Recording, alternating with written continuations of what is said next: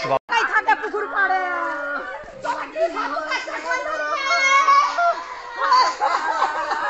সাত সকালে জলে ডুবে মৃত্যু এক নাবালকের।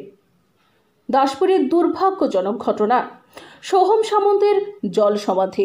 দাসপুরের গোছাতি গ্রামে গতকাল সকালে একজন 14 বছর বয়সী কিশোরীর জল সমাধি ঘটনা স্থানীয় ও আঞ্চলিক অঞ্চলে শোকের ছায়া বিস্তার করেছে। নিহত কিশোর সোহম সামন্ত স্থানীয় একটি বিদ্যালয়ে 7ম শ্রেণীর ছাত্র ছিল। প্রত্যক্ষদর্শী সূত্রে জানা যায়, সকাল 9টা নাগাদ সোহম তার মায়ের সাথে স্নান করতে যায়।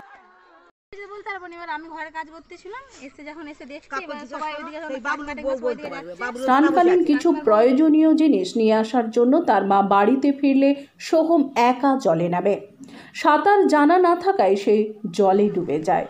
স্থানীয়রা তাকে উদ্ধার করে দ্রুত নিকটস্থ হাসপাতালে নিয়ে যায়, যেখানে চিকিৎসকরা তাকে মৃত ঘোষণা করেন। মানে মারা গেছে বাচ্চাটা জানো, কিন্তু এস্টার কিছু মানে প্রথম থেকে কি হয়েছে অতটা কিছু জানো না। এই ঘটনাটি সামাজিক যোগাযোগ মাধ্যমে ব্যাপক প্রতিক্রিয়ার সৃষ্টি করেছে। অনেকেই সোহমের আত্মার শান্তি কামনা করেছেন এবং তার পরিবারকে কঠিন সময় সামলাতে শক্তি দিতে প্রার্থনা করেছেন। এই দুর্ঘটনার পর সাঁতার শেখার গুরুত্ব নিয়ে আবারও আলোকপাত পড়েছে। বিশেষ করে শিশুদের সাঁতার শেখানোর প্রয়োজনীয়তা নিয়ে সচেতনতা সৃষ্টি করা হচ্ছে। এই ধরনের দুর্ঘটনা প্রতিরোধে সরকারি ও বেসরকারি উদ্যোগের প্রয়োজনীয়তা অনুভূত হচ্ছে। স্কুলগুলিতে সাঁতার শেখার ব্যবস্থা করা, জলের কাছে সতর্কতামূলক সাইনবোর্ড বসানো এবং জল নিরাপত্তা সম্পর্কিত সচেতনতা সৃষ্টির কার্যক্রম গ্রহণ করা অত্যন্ত জরুরি।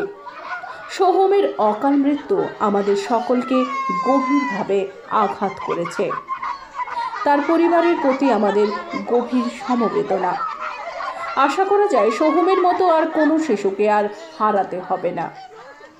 পশ্চিম মেদিনীপুর থেকে মৌসুমী মুখার্জি, র্যাপিড নিউজ ইন্ডিয়া।